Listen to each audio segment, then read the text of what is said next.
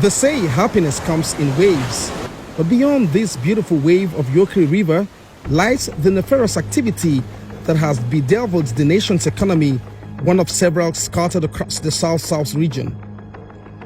This is our journey into the nation's oil region found predominantly in the Niger Delta area.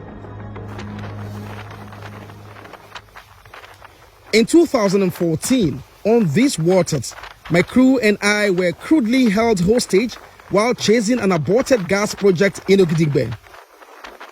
8 years after, we return to these axes, and our destination is the home of the man regarded as the strong man of Gwaramatu Kingdom, High Chief Government Owezide Tompolo, aka Tompolo. His mien may not easily give him away considering his perceived capacity.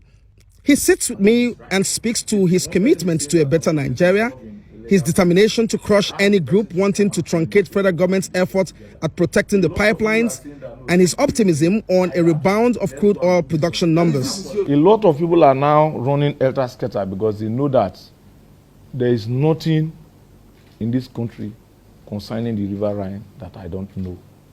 The people in Imo, River State, were all brothers and friends.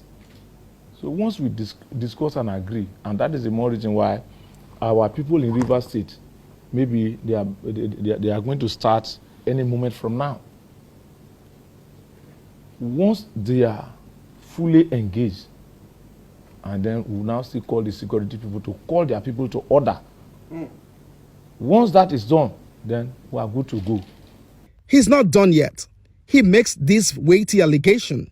When you are coming from Wari, you see security as boot all over the places. If you look at the whole setting, where this illegal bunkering is taking place, if you have one Navy gunboat, one Army gunboat, the extreme end is where the real bunkering is taking place. To get the job started, about 17,000 locals have been brought, briefed, and deployed across the region.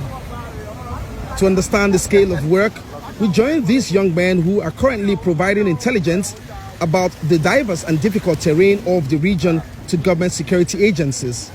It's a journey that takes us sometimes into the night, speeding and bumping through the unending sea waves just to arrive at locations called camps, where vandals operate by making careful but illegal insertions onto crude lines, traversing the soils of the mangrove swamp and beneath the sea, connecting them through pipelines into reservoir tanks constructed in the bushes where they cook the crude to get diesel, kerosene, and empty the residue onto the environment.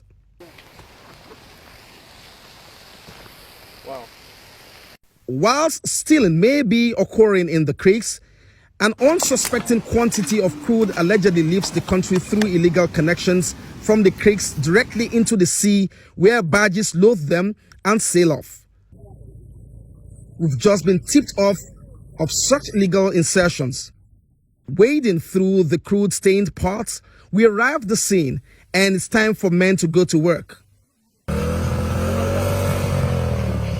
It will involve all measures just to unearth what is believed to be concealed.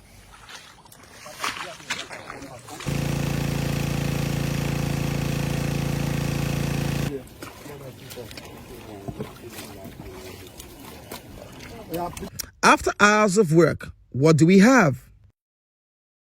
Look at the three pipes here. Now you can see the three pipes clear here.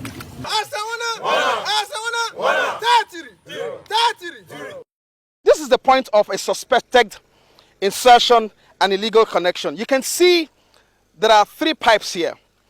The big one is a national trunk line, which is the Transfocados trunk line, a 24 inches pipeline. Now you see those two pipelines on top of it making a head knock on the pipe. Professionally, this looks unkept. This looks suspicious because it's tapped on top of a traveling crude line. And the question is, why do we have that insertion on a scraped top of a 24 inches pipe, double 6 inches pipe, traveling all the way, and it is suspected to be traveling all the way to the high sea. This is what we have here. Those two lines traveling. those two lines traveling and joining up themselves here, to my mind, it tells me it will give it more pressure. Through several coordinates, the line, according to the security guys, has a discharge point in the sea. So we hop up back into the boat and sail off. The river that they rough. So what was this platform?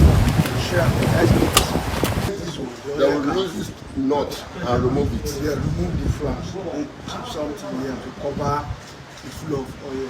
So if they take it now out, then the oil can flow. Is this about to become the biggest crude heist in federal government's bids to crush oil thieves? Most definitely, the last shouldn't be heard of what security operatives here suspect is a major unaccounted offshore fleece point of Nigeria's crude oil. Olu Phillips, Channels Television News.